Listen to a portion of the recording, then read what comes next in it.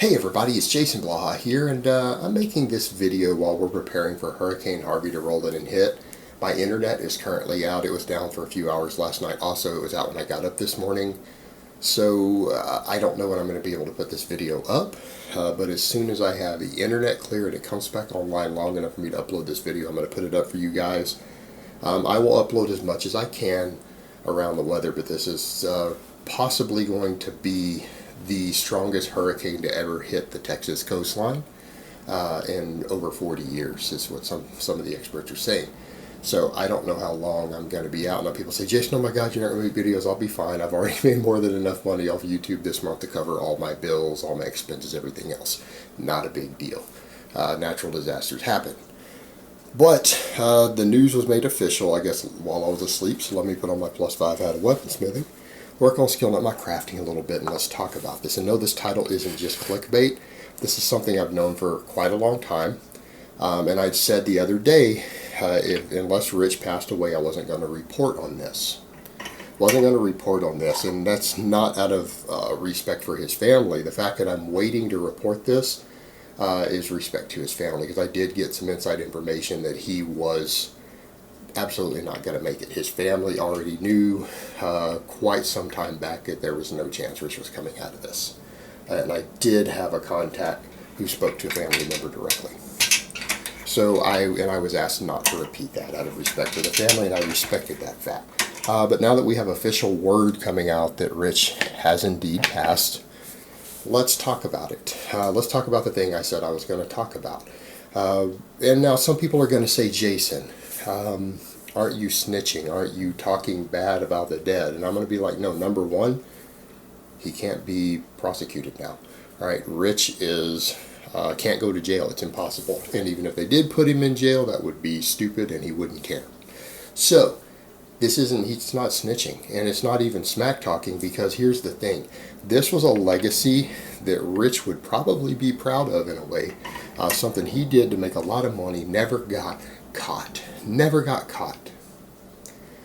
He just couldn't talk about it while he was alive.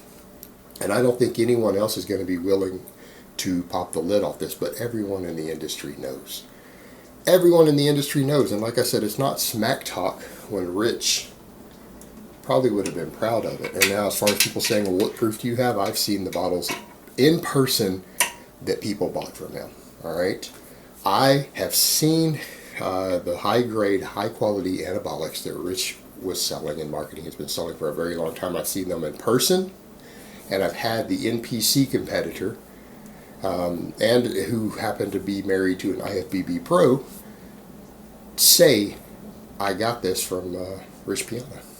All right, what more do you need? As far as I was concerned, okay. And I've seen more than one example of this, all the way over in Texas. In other words, Rich's gear was being circulated here in Texas, all the way from when he was in California.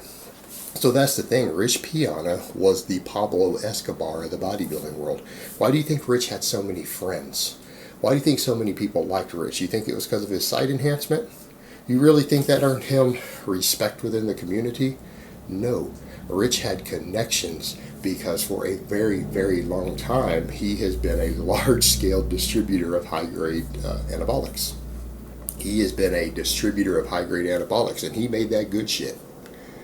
And everybody who's anybody knew it. Everyone knows that. It's just it didn't get talked about publicly. And it's not like I haven't talked to other people in the industry who said the same thing. Not only have I had the face-to-face conversation, seen this stuff, other people in the industry say, yeah, they know lots of competitors who say that they get their stuff from him. So it kind of begs the question. People say, well, how did Rich get all this money? It's like, well, it wasn't just from YouTube, because before he probably didn't make millions off YouTube. But in California, he was living in a multi-million-dollar mansion. Right? Drove a Maserati, drove a Bentley. Rich had money. Rich had money before he ever came on YouTube. And a lot of people say, well, it was from his real estate and everything else. You guys really believe that? Those are what's called shell companies, guys. Those are what's called shell companies. And people can say what they want about Rich being stupid. A lot of people try to say that, but I don't know. He successfully ran an underground distribution ring if you want to call it that. He successfully ran one for years. He never got caught. Never got caught. Made a fortune doing it. Made it all look good on paper with proper shell companies and everything else. That doesn't sound very stupid to me. In fact, I'm going to go out on a limb and say that sounds pretty smart. Sounds pretty smart. And no, I'm not standing here looking up to the guy. I'm not trying to spin it that way that this makes him a hero in any way. Because a lot of you will say, oh my God, he's promoting. No, I'm not promoting it at all. I'm just telling you guys how it is. He successfully dodged the IRS. He successfully dodged the police. And continued to run this ring as a public figure. As a public figure. I'm going to go out on a limb and say Rich was pretty smart about how he went about all of this. I don't know necessarily how he did it all without getting caught, but he did. But he did, and that's Rich's legacy. That's Rich's legacy, the fact that he was a public figure who made a fortune dealing gear, lived a relatively extravagant lifestyle, and got away with all of it. He made it all work. He created enough shell businesses between real estate and whatever else he was involved in to make the money all look clean, to make it look good, to make it look pretty. Rubbed shoulders with a lot of big names, had a lot of friends, had a fair amount of power in this community, and then built a massive following and lived the lifestyle that a lot of people would kill for. And he pulled it all off. He pulled it off. He made a fortune in this business, and then made it all look clean and legit, to the point to where people who didn't know actually had no clue. Most of the viewers out there watching are like, what? I've never heard any of this. Exactly.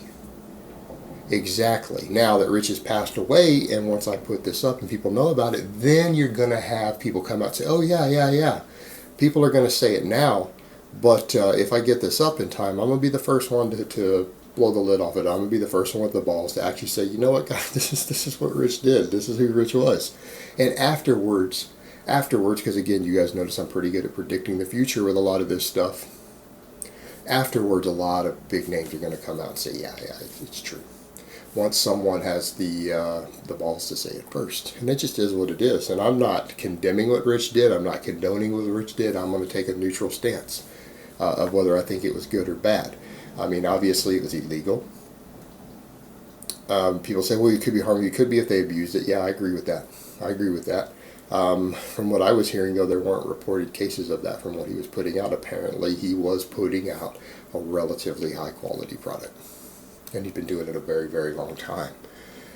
So I don't know any horror stories related to any of it, like there are some others out there. But that's what he did. That's what he did. That's his legacy. And if people want to understand how Rich Piana got so popular within the bodybuilding world and within the industry, because he was the Pablo Escobar of the bodybuilding world.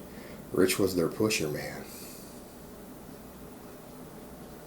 And it is what it is, and that's Rich's legacy.